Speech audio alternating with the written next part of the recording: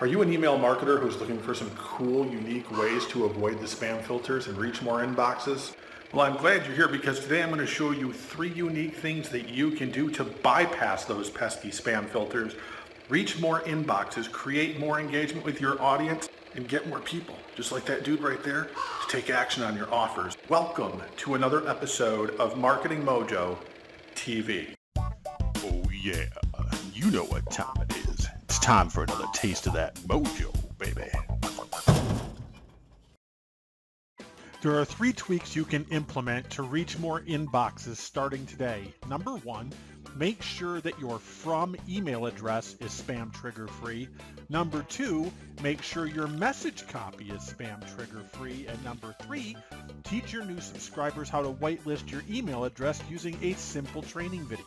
So go ahead and subscribe, click that like button, share this with your friends because it's going to be awesome. So the first thing that we're going to do is we're going to go to Google and we are going to type in words that trigger spam filters. And from that search, I have selected spam trigger words 2016 because I want to get the most up-to-date listing. So here's one that Google still sees as relevant in the second selection here from December 16th, 2015. So I'll go ahead and click on that. So now we'll scroll down the page here to see what they have to say.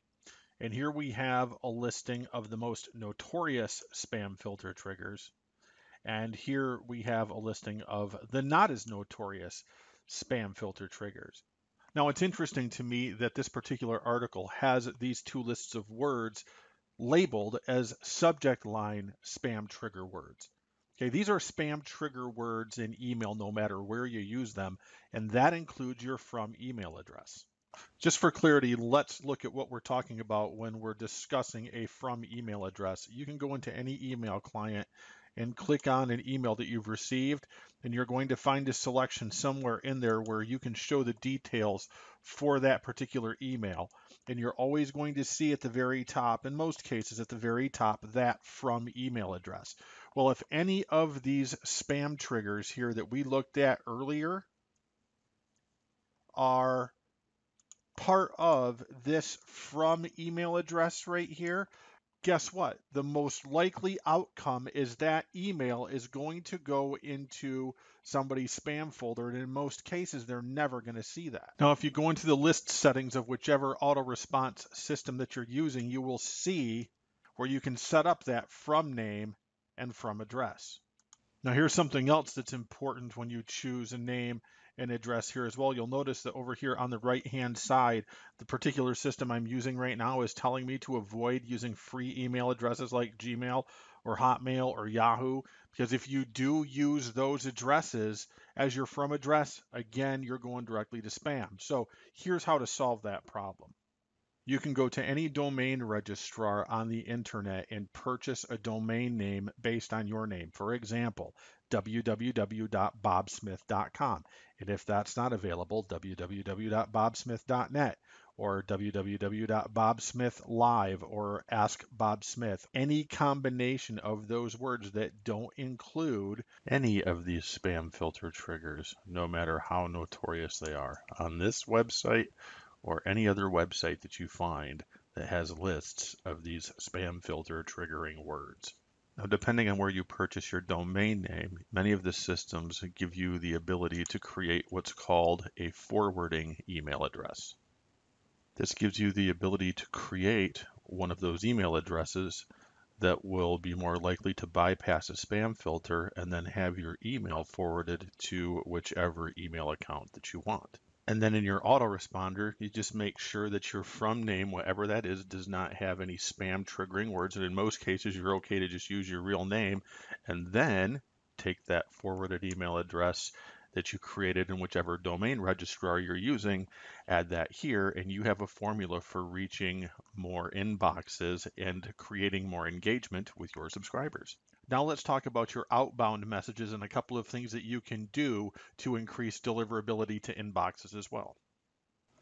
Now, if you're finding value in this video as we move forward, go ahead and subscribe, like, and share for us. Leave us a comment. Let us know your thoughts. We appreciate it. But before I forget, one thing I wanted to point out before we get into the actual messages, choose an auto response system that gives your message a spam score. You're going to find that to be helpful in increasing deliverability too.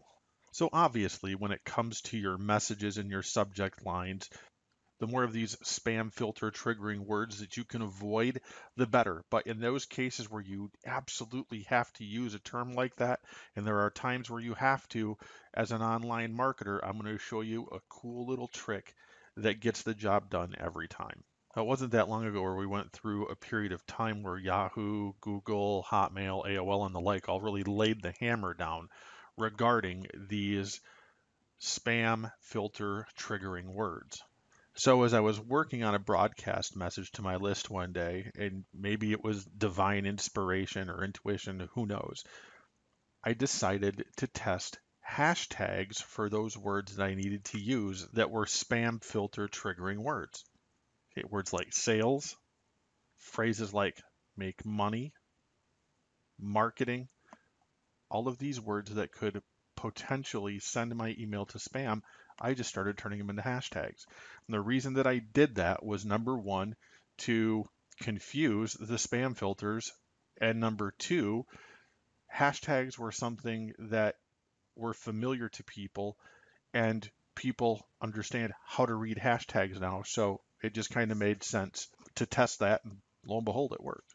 Now, we've really just cracked the shell of the different techniques that you can utilize to reach more inboxes, and we're going to wrap up this video with technique number 3 today, which is simply teaching people how to whitelist your email address after they subscribe to your list. One of the things that I've learned over the years is that if you don't tell people exactly what to do after they subscribe, they're not going to do it. So having a simple little thank you page like this that instructs them what to do next by sending them back to their inbox and then walking them through the process of whitelisting is another way that you can up your game when it comes to inboxing and creating better engagement with your subscribers. On behalf of my partner, Jocelyn Jones, this is Rex Harris. If you got some value from this video today, give us a like, subscribe, leave us a comment, share with your friends. We'll see you next time. Have a great day. Bye.